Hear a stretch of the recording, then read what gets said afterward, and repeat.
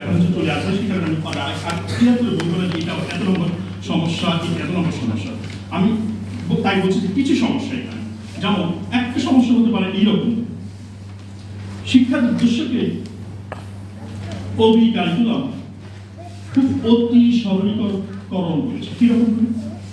শিক্ষার syllabus framework মাধ্যমে শিক্ষার্থীকে দেখে এক ধরনের ভবিষ্যতের শ্রমিক হিসেবে দেখে, এবং শিক্ষাকে দেখে এখানে জাতীয় উৎপাদন ক্ষমতার জন্য একটা বিন্দু হিসাবে।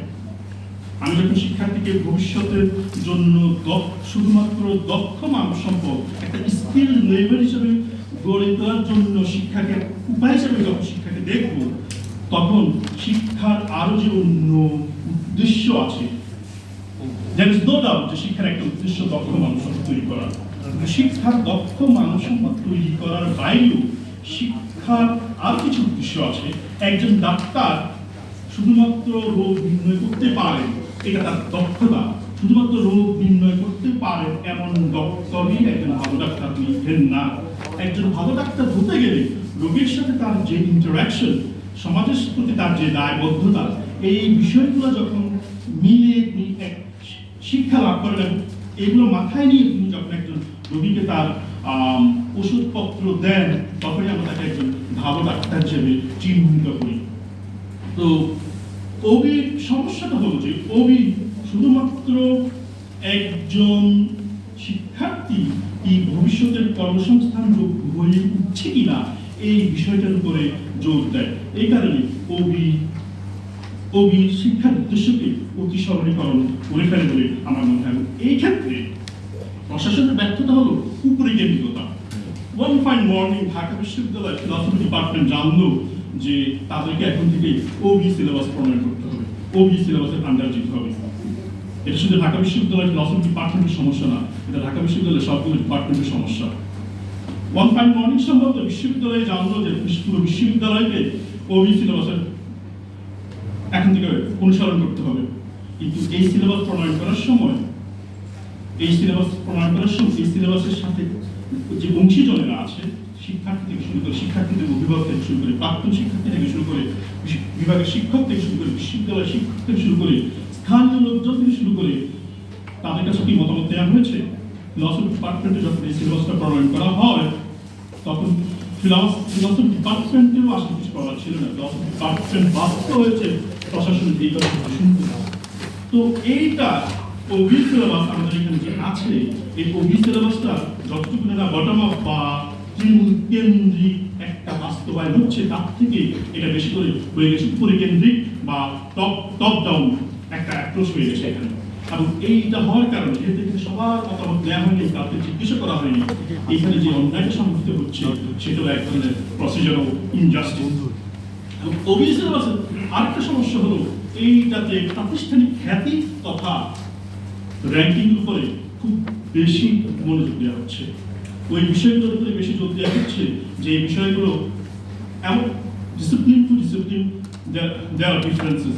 এমন ডিসিপ্লিন আছে যেখানে আপনি বছরে 20টার মতো আর্টিকেল পাবলিশ করতে পারবেন, এমন ডিসিপ্লিনও আছে যেখানে আপনি সম্ভবত বছরের চেষ্টা করেও একটা বিষয় আর্টিকেল পাবলিশ করতে পারবেন না।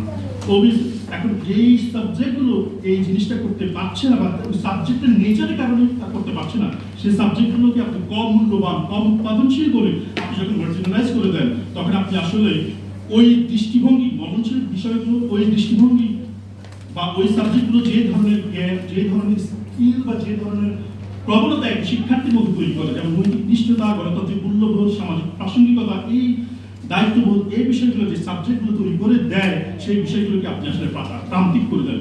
আপনি প্রাতিষ্ঠানিক খ্যাতির পিছনে ছুটতে গিয়ে শিক্ষার মূল যে উদ্দেশ্য বা শিক্ষাগত যে দায়িত্ব, সেই দায়িত্বটার পার্থক্য আপনি বুঝতে অক্ষম হয়ে ওঠেন। আপনি প্রাতিষ্ঠানিক খ্যাতি এবং শিক্ষাগত দায়িত্বের যে পার্থক্য, সেই পার্থক্য অনুধাবন করতে আপনি ব্যর্থ হন।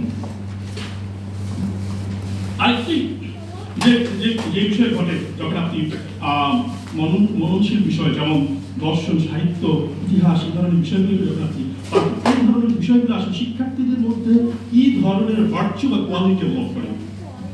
আমি যেমন করে বলছিলাম, এগুলো শুধুমাত্র অন্য অনেক জ্ঞান কাণ্ড, যেরকম করে কর্মসংস্থান যোগ্যতা কিংবা অর্থনৈতিক উৎপাদনশীলতা, যে ধরনের গুণ দরকার সেগুলো একজন শিক্ষার্থীর মধ্যে তৈরি করে। এই সাবজেক্টগুলো শিক্ষার্থীদের মধ্যে ওই ধরনের প্রবণতা সে অর্থে কোটান তৈরি না করলেও এগুলো শিক্ষার্থীদের মধ্যে এমন কিছু ভার্চু তৈরি করে যেগুলো আসলে গণতান্ত্রিক মূল্যবোধ কিংবা একটা রাষ্ট্র গড়ার ক্ষেত্রে খুবই জরুরি। যেমন আমি যদি দর্শনের কথা বলি, দর্শন কি শেখায়?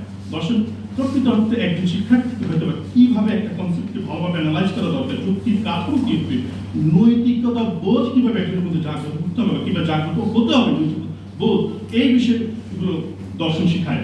ইতিহাস কিংবা সাহিত্য তাদের মধ্যে করে তাদের কিছু তাদের স্টুডেন্টদের মধ্যে করে কিছু কিছু বিষয় শেখায়।